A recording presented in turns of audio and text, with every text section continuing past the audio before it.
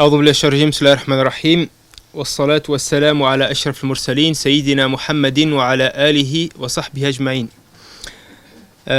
Donc on est là pour ce qui s'apparente en vérité à la dernière parce que toi t'en as plus, non? À la dernière exposition qui va durer une demi-heure seulement, parce qu'après il y aura l'atelier et demain en vérité les rapporteurs présenteront les résultats de l'atelier. Il y aura après une conclusion. Donc ça c'est la dernière, en vérité la dernière la dernière présentation en fait. Bon, après il y aura encore des débats, des discussions. On va discuter effectivement les résultats, parce qu'on va se diviser en peut-être 3 ou 4 groupes, et vous aurez des consignes après, Inch'Allah. On va vous donner des consignes et on va travailler là-dessus, Inch'Allah. Donc voilà, je vais essayer d'être très bref. L'ontologie islamique de l'homme comme cadre de la discipline des finalités de la charia. Donc ici encore une fois on est en train encore de parler de quoi? On est en train de parler de méthodologie. On est en train de parler de la méthodologie de la production intellectuelle islamique, de la pensée islamique en général aussi. Et on est en train d'évaluer la production intellectuelle à l'aune de l'ontologie islamique de l'homme.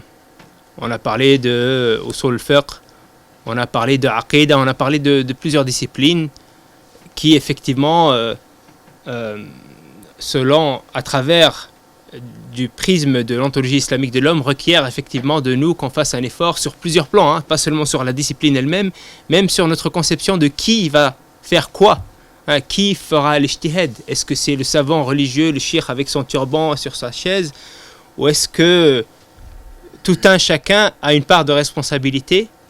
Et de ce fait, on doit revoir non seulement la notion d'ijtihad, mais de mujtahid, et des conditions, et des sources, etc., etc.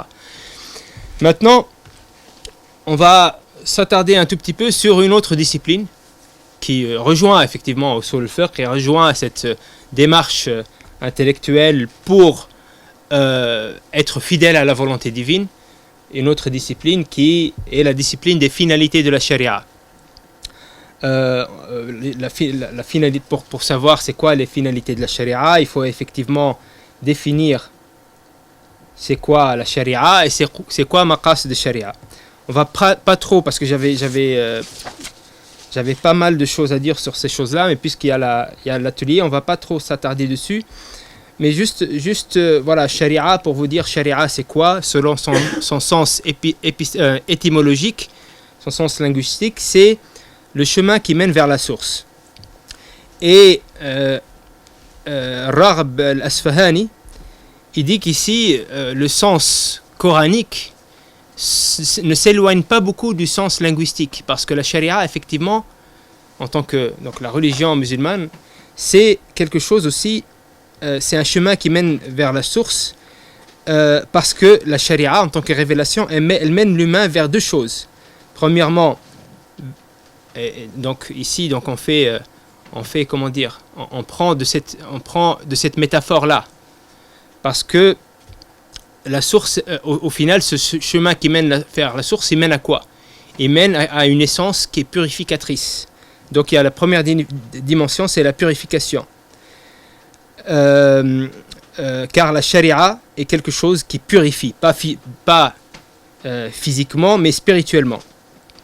La deuxième dimension, selon Al-Asfahani, c'est que ce chemin, il va faire aboutir à quelque chose, alladhi yarwi, ou bien yurwi, c'est-à-dire qui va irriguer ou abreuver.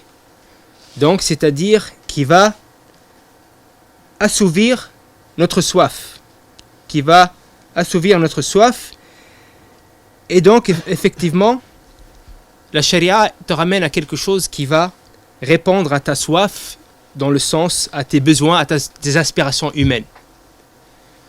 Donc, il y a ces 2 dimensions dans la dimension linguistique. C'est quelque chose, une voie qui te ramène à ta source qui te purifie, à quelque chose qui te purifie et à quelque chose qui va répondre à ta soif, donc à tes aspirations, à tes besoins en tant qu'humain.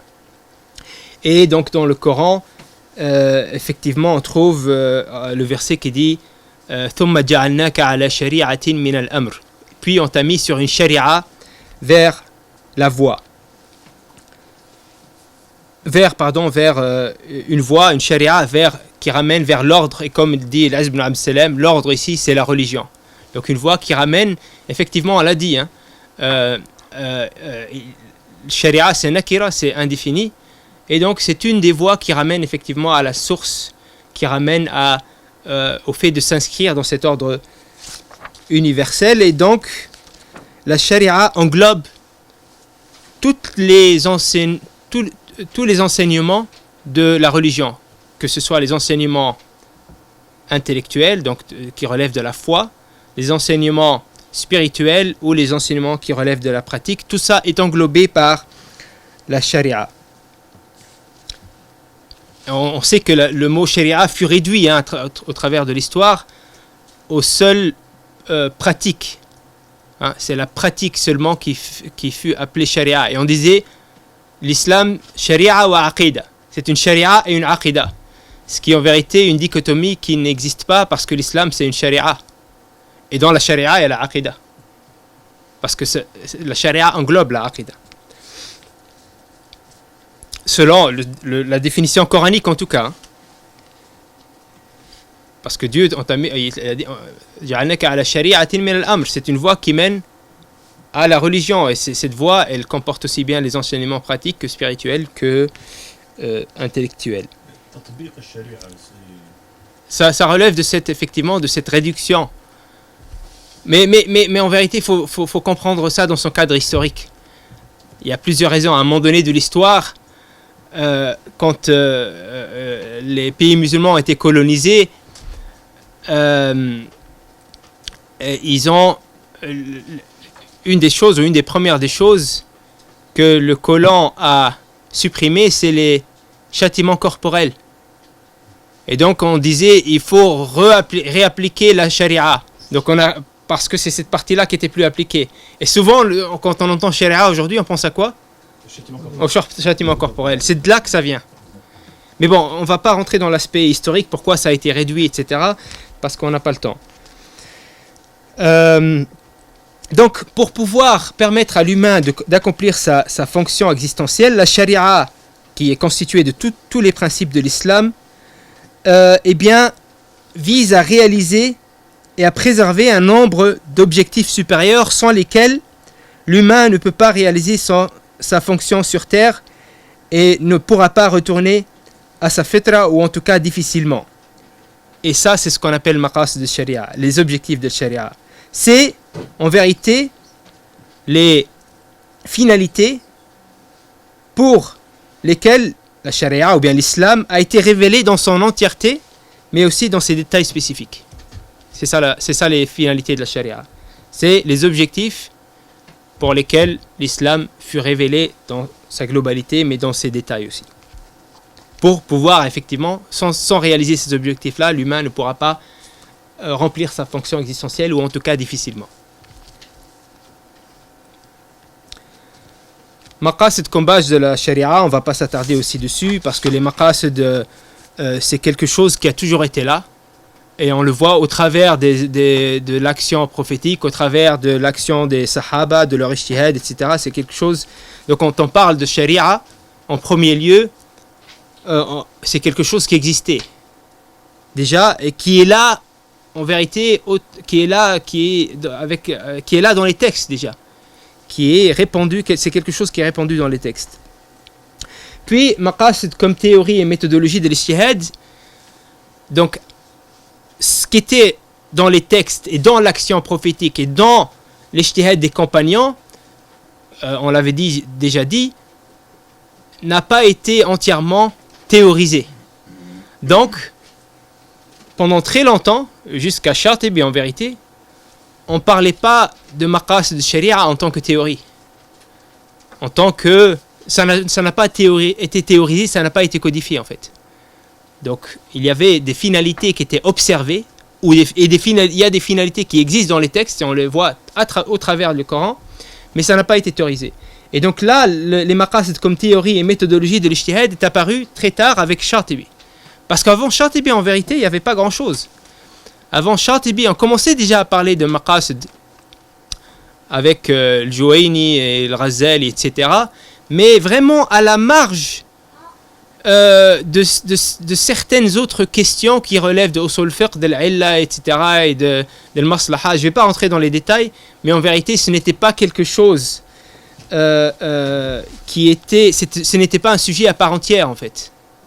Ce n'était pas un sujet à part entière. C'est devenu un sujet à part entière avec Shatibi, donc mort en 790 de l'ère musulmane.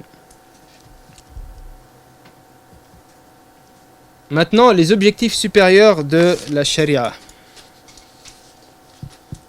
Ici, on a la typologie classique. Ça, c'est la typologie classique qui nous vient en vérité de Al-Ghazali. Mais Al-Ghazali, il a repris et l'a amélioré de Al-Juwayni. Et les savants ont entériné ces 5 objectifs avec plus ou moins de divergences, mais c'est des divergences, ce n'est pas des divergences dans l'essence en vérité de la classification. Divergences plutôt marginales. Donc la préservation de la religion, la préservation de l'être humain, la préservation de la raison, la préservation de la progéniture et la préservation des biens selon la classification de Al-Ghazali. Maintenant, aujourd'hui, il y a un débat. Le débat est moderne. Bon, même s'il y a eu des savants dans l'histoire qui ont contesté cette classification, il n'y en a pas eu beaucoup. Il y a eu Ibn Taymiyyah notamment, il a contesté cette classification. Mais aujourd'hui, le débat moderne est justement consiste à dire si cette classification elle est finale, elle est complète, ou si il faut rajouter des finalités, s'il faut les restructurer, etc. C'est ça le débat. Et en vérité, le problème, à mon sens, le problème de beaucoup de ceux qui s'engagent dans ce débat, que ce soit ceux qui veulent rajouter, ou que ce soit ceux qui disent qu'il ne faut rien rajouter, est le même. C'est qu'en fait, il n'y a pas de l'ontologie islamique de l'homme, la vision islamique du monde est absente du débat. C'est le problème. Parce qu'en vérité, c'est quoi le critère ?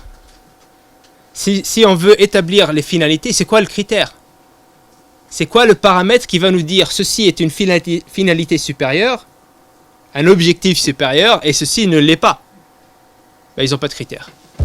Et donc du coup, il y en a qui veulent garder la classification comme elle est, parce que si on ouvre la porte du rajout et de la restructuration, eh bien, ça va ouvrir la porte à toutes les fenêtres. Et donc, du coup, il faut préserver ce qu'on a et pas ouvrir la porte aux dérives. Parce qu'on va jouer avec la religion, etc. Il y a les autres qui disent, en fait, donc ici, voilà. Première des raisons, c'est la confusion dans la détermination du critère de classification d'un objectif dans la catégorie de nécessité. Voilà, et ses conséquences. C'est quoi ces conséquences de la confusion de la détermination du critère ? C'est quoi le critère ?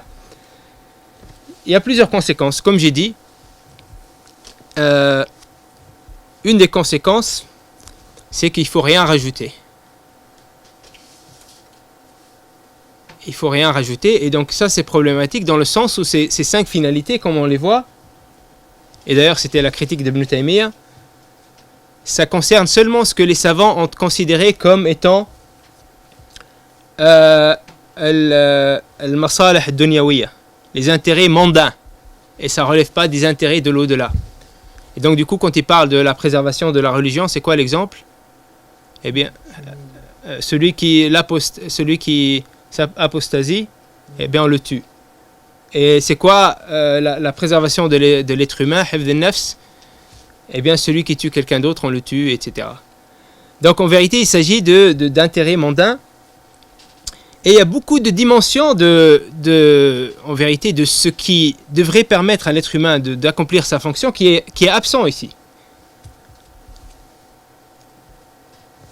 Deuxième chose, c'est ceux qui ont dit il faut rajouter. Donc ceux qui ont dit il ne faut pas rajouter, quand on parle avec eux, on leur dit mais pourquoi on n'a pas le droit de rajouter? Est-ce que c'est 5? Est-ce que le Coran il dit qu'il y a 5 objectifs? Est-ce que le prophète sallallahu alayhi wa sallam nous dit qu'il y a 5 objectifs? Non. Pourquoi ce serait immuable et on n'aurait pas le droit de rajouter? Leur réponse est toujours la même, c'est que ces 5 sont englobants. Il y a tout dedans. Ben voilà, la réponse elle est facile. Hein. Si c'est ça la réponse, ben dans la religion il y a tout aussi. Pourquoi on rajoute l'être humain et la raison à la progéniture des biens? Il y a tout dans la religion. Et dans l'être humain il y a la raison. Pourquoi on rajoute la raison avec l'être humain alors? Donc c'est pas un argument qui tient la route. Donc en gros ils n'ont pas de critères. Ils n'ont pas de critères qui leur permettent de définir pourquoi ça et pourquoi pas autre chose. Pas de critères. Et pareil pour ceux qui disent il faut rajouter. Ils n'ont pas de critères. Donc, qu'est-ce qu'ils disent eux? Certains d'entre eux vont dire le critère, c'est la réalité. C'est la réalité. C'est Abdullah Ben Bayya qui le dit. C'est la réalité. Donc, c'est la réalité qui va définir, et aussi Jasser Aouda et d'autres chercheurs dans le domaine des finalités de la charia. C'est la réalité qui va définir c'est quoi l'objectif supérieur et c'est quoi qui n'est pas objectif supérieur. Mais si, c'est très très problématique. Parce que ça veut dire quoi? Ça veut dire qu'en vérité, c'est la réalité qui établit notre vision du monde, ou bien qui établit en tout cas les finalités, donc qui établit cette grille de lecture qui est en vérité, qui représente le cadre général de la charia. C'est la réalité donc qui va modeler qu'est-ce qu'est la charia, et pas la charia qui va modeler ce qu'est la réalité. C'est très problématique. Alors que ces finalités sont censées être immuables. L'islam, les finalités avec lesquelles l'islam est venu, ce n'est pas quelque chose d'historique. Ce qui est éventuellement historique, c'est le fait de mettre l'accent sur une finalité et pas sur l'autre. Si aujourd'hui, par exemple, on a un vrai problème écologique, effectivement, on peut mettre l'accent sur l'écologie en tant que finalité, mais elle est là. En vérité, c'est pas quelque chose d'historique qui est pas là. Elle est là, mais juste on met l'accent et on met l'accent en tant que. Mais c'est pas la réalité qui définit ce que sont les objectifs. C'est-à-dire que selon ce que tu es en train de dire, l'ordre pourrait être inversé si des fois, par exemple, une catégorie considérée comme moins importante était beaucoup plus menacée qu'une autre qui était plus importante. Oui, donc là, peut-être on peut dire la classification est quelque chose d'historique. Mais pas les finalités en tant que telles, parce qu'elles sont là dans les textes.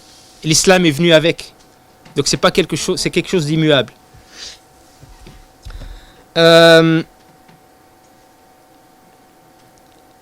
Voilà, donc cette confusion dans la détermination du critère de la classification, il a eu beaucoup de conséquences problématiques en fait.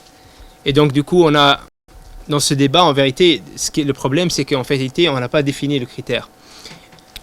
Et ici, on voit des gens qui nous disent, des chercheurs, d'ailleurs, qui s'appuient sur des anciens, qui nous disent le critère des finalités, c'est quoi?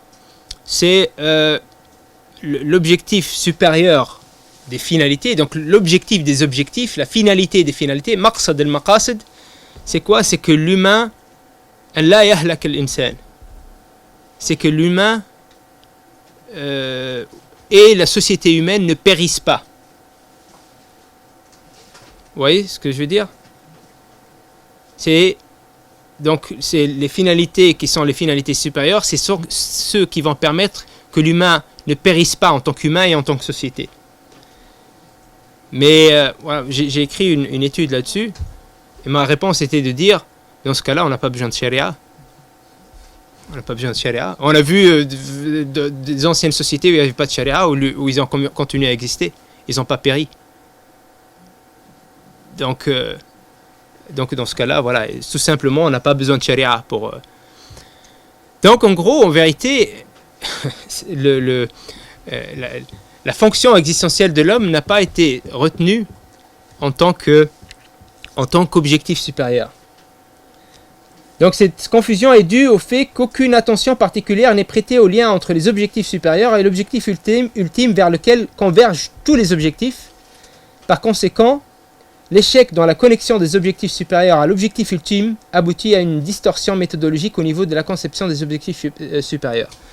C'est-à-dire qu'en vérité, ici, ces objectifs supérieurs sont au service d'un objectif ultime. On l'a dit, la charia, elle est là pour quoi? Elle est là pour permettre à l'humain de réaliser sa fonction existentielle. Donc tous les objectifs supérieurs devraient être ceux sans lesquels l'humain ne peut pas remplir sa fonction existentielle. Et ici, on a un critère qui est cohérent. On a un critère qui est cohérent et on sait que c'est un objectif supérieur. Pourquoi? Parce que sans celui-là, eh bien, je ne peux pas réaliser mon objectif, ma fonction existentielle. Et donc on voit encore une fois la fragmentation et le fait qu'en vérité on a perdu de vue, on n'a plus de vision globale, holistique, les conséquences dans la pensée musulmane. Ça va dans tous les sens. Ça va dans tous les sens. On te dit, et quand tu lis ceux qui ont ramené des objectifs, il y a de tout. Il y a gagner ton pain quotidien, c'est un objectif supérieur. Il y a tout ce à quoi vous pouvez penser, ça a été mentionné comme objectif supérieur. C'est sourd, quoi. Et ça, c'est une des conséquences de notre fragmentation. Il y en a, voilà, ils ont dit même des choses très très farfelues qui relèvent en vérité effectivement de cette adaptation à la réalité. On va prendre des choses de la réalité, on va s'y adapter, on va mettre ça même c'est la charia qui va être au service du système en fait. Les objectifs vont nous permettre que la charia soit au service, par exemple, de l'économie du marché. Et ça encore, comme on l'a dit, c'est le manque ou bien l'absence de cette vision globale. Donc, l'objectif des objectifs, effectivement, c'est ça. Ça devrait être en vérité l'objectif vers lequel converge. En vérité, pas seulement la charia, mais même l'univers. L'univers a été sakhara lakum ma fi samawati wa ma fi al-ardi jami'an min. Il a créé l'univers pour que l'humain puisse remplir sa fonction existentielle. Donc, cette fonction existentielle qui elle-même, à son tour, aboutit à un objectif, qui est lequel, on l'a dit précédemment. C'est quoi l'objectif? Donc là, on a l'objectif des objectifs, qui est la fonction existentielle. Et l'objectif de cette fonction existentielle, c'est quoi? Non, avant ça. Préservation de la fitra pour pouvoir s'inscrire dans cet ordre universel. Donc là, vous voyez, là, on a si on considère ça, là, les objectifs, ça sera beaucoup plus clair et beaucoup plus cohérent. Et on saura aujourd'hui quels sont effectivement les objectifs sans lesquels aujourd'hui, dans le monde contemporain, on ne peut pas, sans les objectifs sans lesquels on ne peut pas donc accomplir cette fonction existentielle et s'inscrire dans cette harmonie, retourner à sa fitra, être humain comme il se doit, etc. Donc ici, on a une nouvelle classification intéressante qui se base sur celle d'Abdelmajid al-Najjar, qui est le seul d'ailleurs qui a considéré la vigilance en tant que paramètre des finalités. Et c'est pour ça que, à mon sens, son livre sur les finalités de la charia, c'est le meilleur qui n'a jamais été écrit. n'est pas considéré comme tel, malheureusement. Pas considéré comme tel, mais il y a une chose peut-être importante que j'ai oublié de dire dans les cours précédents, ou peut-être que je l'ai dit, je ne sais pas, c'est que une des conséquences de la dichotomie sur laquelle on a parlé entre dunya wal akhira, entre masalih dunya ou masalih al-akhira, les intérêts du monde et les intérêts de l'au-delà. Souvenez-vous quand on a parlé de cette dichotomie. Eh bien, c'est une dichotomie, c'est l'Asha'ira notamment. Shatibi, pourquoi n'a-t-il pas Parce que Shatibi, c'est le premier théoricien des maqasid. Mais en vérité, Shatibi, qu'est-ce qu'il a écrit sur le maqasid? Il a écrit sur la méthodologie des maqasid. Mais il n'a pas écrit sur les maqasid en soi. De quoi s'agit-il? Il n'a pas parlé de ça. De quoi s'agit-il? C'est quoi les maqasid? C'est quoi les finalités? Il a parlé des méthodologies de la finalité. Comment considérer les finalités dans l'ijtihad, comment les déduire des textes, etc. Mais il n'a rien dit sur c'est quoi les maqasid. Alors que Ibn Ashur, lui, il a fait. Ibn Ashur, Ibn Ashur est considéré comme le deuxième maître du maqasid. Le premier maître, c'est Shatibi, le deuxième maître, c'est Ibn Ashur. Ibn Ashur, lui, il a parlé effectivement de la méthodologie des maqasid, comment les considérer, comment les déduire des textes, les catégoriser, etc., donner la priorité. Mais il a aussi fait un travail, un exercice de théorisation de ce que sont les maqasid, dans le concret, dans la société, dans la famille, etc. Pourquoi Ibn Ashur a fait ça et pas Shatibi? À cause de cette dichotomie-là. Parce que chez Ibn Ashur, en vérité, le masalih, les intérêts, c'est les masalih al-akhira. C'est Shatibi, c'est les Asha'ira en général. Et donc, du coup, il n'est pas intéressant de théoriser, de développer les finalités de la charia dans la vie quotidienne, qui vont réguler de la vie quotidienne. Pourquoi? Parce que au final, l'essentiel de la charia, c'est l'intérêt de l'au-delà. Donc il suffit de pratiquer charia comme elle est, et pour gagner l'au-delà. Et il n'y a pas besoin de formuler, d'articuler des finalités comme cadre référentiel dans l'action humaine, parce que c'est l'intérêt. Alors que ce qui est intéressant chez Ibn Ashur, c'est que lui, il a dit non. Il a dit, le maslaha, c'est le maslaha dunya. Donc lui, il a parlé des intérêts mondains. Et pour lui, encore une fois, l'au-delà, on l'a dit, l'au-delà, ce n'est qu'une récompense. Et on ne cherche pas ici à réaliser l'intérêt mondain. Et la charia, elle ne cherche pas à réaliser l'intérêt mondain. L'intérêt de l'au-delà. C'est pas ça la vocation de la charia. Alors que pour Shatibi, la vocation de charia, c'est l'intérêt de l'au-delà. Pour Ibn Ashur, la vocation de charia, c'est l'intérêt de ce monde. Et l'au-delà, c'est seulement une récompense. Et donc, de ce fait, Ibn Ashur a entrepris un exercice de théorisation de masalih ad-dunya, donc les finalités qui concernent effectivement l'action humaine. Et le seul qui l'a suivi dans cette démarche, et qui a continué en fait la démarche, c'est Abdel Majid Najjar, notre prof qui nous a enseigné ici à Château-Chinon, qui a, lui, considéré effectivement la vigilance en tant que paramètre, même si, comme je l'ai dit auparavant aussi, il n'a jamais développé ce qu'est vraiment la vigilance, et il n'a jamais développé une théorie de la vigilance, mais il l'a considéré comme paramètre. C'est un bon début, parce que c'est pas suffisant, parce que là on sait que c'est la vigilance, mais c'est quoi la vigilance, c'est quoi la théorie de la vigilance, c'est quoi la vision globale, on ne sait pas, mais on sait que c'est la vigilance, mais c'est déjà un début. Et donc là, cette catégorisation se base effectivement sur celle de Najjar, où vous voyez, non, c'est pas celle de Najjar, mais c'est basé sur celle de Najjar, la préservation de la fitra en tant que quoi? En tant qu'objectif ultime, la vigilance en tant que fonction, et la vigilance qui est constituée de la gestion de l'âme. Encore une fois, l'âme c'est quoi? Ruh ou al-badan. Donc quand je parle de la gestion du monde intérieur, il y a les deux déjà, Ruh al-badan, cette construction. La gestion des relations humaines, la gestion de la nature, de l'environnement. Et donc, là, Najjar, qu'est-ce qu'il nous dit? Les finalités supérieures, premièrement, la préservation de la valeur de la vie humaine, de l'être humain, de la société, du milieu matériel. Bon, ce schéma-là, en tout cas ce qui est en bas, c'est le résumé de tout le livre de Abdel Majid Najjar, donc on ne va pas le faire ici. Mais voilà, c'est une nouvelle typologie avec laquelle est venu Najjar et qu'on a essayé de complémenter plus ou moins ici, qui est déjà beaucoup plus intéressante. Il n'y a pas d'hierarchie là. Oui, j'ai un peu de mal à dire aussi chez nous. Le passage de la ligne 3 à la ligne 4.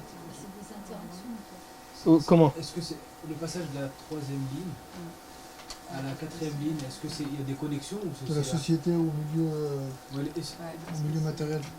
Ce qui est en rouge là, J'ai du mal à voir par rapport à la ligne précédente. Est-ce qu'il y a un lien? Est-ce que l'espèce de flèche ou c'est juste une étape comme ça? Non, mais vous voyez que la gestion de l'âme, elle a une relation avec la gestion de la valeur humaine et la gestion de l'être humain, même si en fait elle englobe tout. Parce que quand tu vas te gérer intérieurement, ça va impacter la société et vice-versa. Donc en vérité, les trois points, c'est ce que résume la vigérance. C'est un résumé de la vigérance. Ouais, mais Et donc la vigérance, c'est l'objectif ultime de toutes les finalités. non, je veux dire juste, par exemple, la société, c'est connecté à quoi Progéniture et la structure de la société. par rapport à- Par rapport en haut, c'est connecté à la vigérance. Elles sont toutes au même niveau. Il n'y en a pas une qui est... Comment ?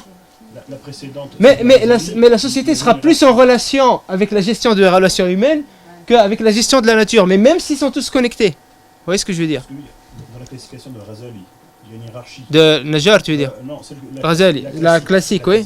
Vous avez dit qu'il y avait une hiérarchie, c'est-à-dire dans l'ordre d'importance. Il y a un Oui. ordre d'importance. Oui. Est-ce qu'il faut comprendre que dans cette nouvelle classification, il n'y a pas d'ordre d'importance, qu'elles sont toutes d'importance égale? C'est pas une hiérarchie horizontale. C'est une hiérarchie verticale. Parce qu'il y a une interconnexion. Et la gauche est plus importante que la droite, c'est ça? C'est là que ça commence, parce que c'est plus important parce que c'est là que ça commence. Si la religion, elle n'est pas préservée, ça veut dire que tu sais même pas c'est quoi ta fonction. Donc tu peux essayer de travailler ton environnement et tes biens, etc. Ça sert, finalement, ce sera difficile d'accomplir ta fonction parce que tu sais même pas c'est quoi. Tu n'as même pas le cadre. Donc la préservation de la religion, vous voyez, donc effectivement, c'est plus important, mais c'est plutôt une hiérarchie horizontale. C'est pas grave, mais il y a bien une hiérarchie. Il y a bien une hiérarchie, bien sûr. Il y a bien une hiérarchie. Et justement, dans la discipline des finalités, il y a les outils pour définir c'est quoi la hiérarchie. Parce que si quelqu'un propose une nouvelle boîte, Mhm. est-ce qu'on la place? Une nouvelle quoi? Si quelqu'un propose Ça une dépend nouvelle boîte, de son degré de contribution justement à la vigilance. Ici, on a un paramètre. Donc, juste pour terminer, l'usage contemporain des maqasid, on a trois, grosso modo, trois tendances. La tendance moderniste, je l'ai dit tout à l'heure, les maqasid, ils vont nous servir à quoi? À aller dans tous les sens.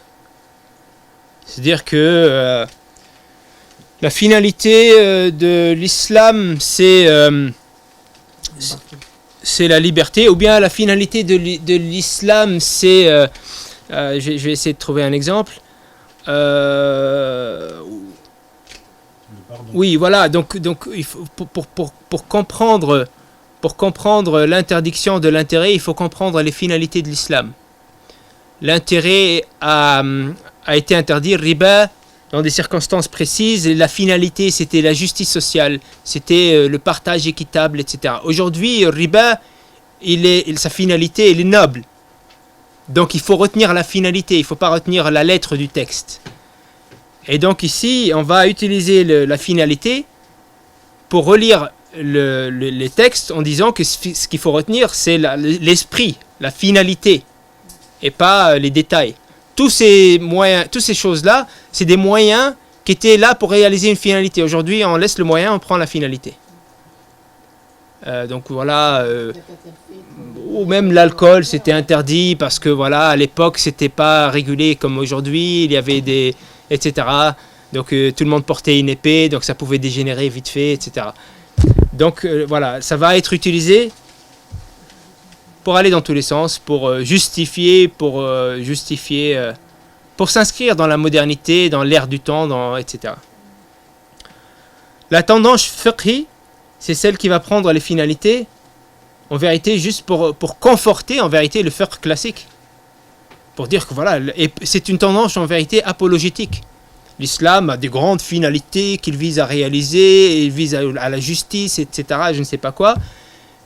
Mais ces finalités ne vont pas servir dans l'ijtihad ou dans la création d'une nouvelle pensée ou bien dans l'encadrement de l'action humaine aujourd'hui, mais juste pour dire que l'islam c'est très bien, c'est super. Et il y a des finalités superbes. Et ça, c'est les deux grandes tendances en fait aujourd'hui. Voilà. Les premiers, c'est ceux qui prennent en grille de lecture la réalité, en fait. Non, non, non, non. Les modernistes, ils prennent les finalités pour dire que les textes en vérité, en tout cas les prescriptions, ne sont plus d'actualité, mais ce qui est d'actualité, c'est l'esprit, donc la finalité. Et tu peux résumer voir le fiqh de comment alors C'est juste une approche apologétique. Et d'ailleurs, il y en a qui le disent explicitement que en vérité, le maqasid, c'est voilà, pour montrer que les prescriptions islamiques, c'est très important. Et il y a une finalité. C'est tout. Sans les détailler. Sans les détailler. Mais non, mais tu le réalises et tu vas atteindre la finalité. Il faut juste les appliquer. Sans les expliciter, je veux dire.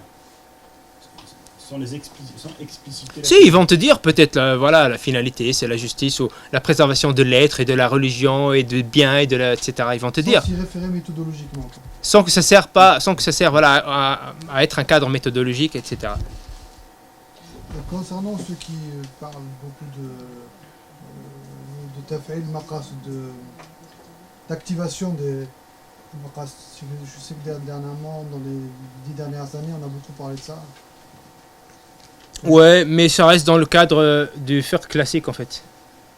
Ça reste dans ce cadre-là.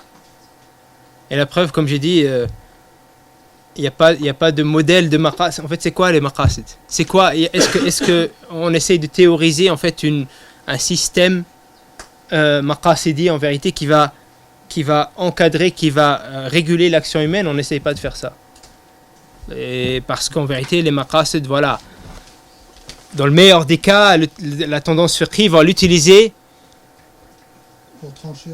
pour trancher entre dans une réalité et encore une fois quelque chose de spécifique qui se passe dans la réalité. On va se dire mais non, la finalité c'est ça, donc on va trancher. Dans le meilleur des cas même. Ça c'est dans le meilleur des cas. Et donc taf'il maqasid c'est souvent ça. Et souvent on entend oui mais aujourd'hui par exemple il y a quelqu'un qui me disait de toute façon, Ibn Ashur, si tu regardes tout son fiqh, il était malikite, il a pas appliqué le maqasid. Sauf que Ibn Ashur, quand il parlait de maqasid, il parlait pas de fiqh. C'est-à-dire que Ibn Ashur, il a dit explicitement dans son introduction qu'il faut laisser usul al-fiqh de côté pour qu'il serve au fiqh et qu'il faut venir avec une nouvelle discipline qui est maqasid sharia. Et à quoi elle va servir cette nouvelle discipline? Pas à reproduire le fiqh, à dire halal ou haram. C'est pas ça le but. C'est justement à pouvoir appréhender le monde, parce que Ibn Ashur il était en plein milieu donc de ce réveil, de cette approche réformiste.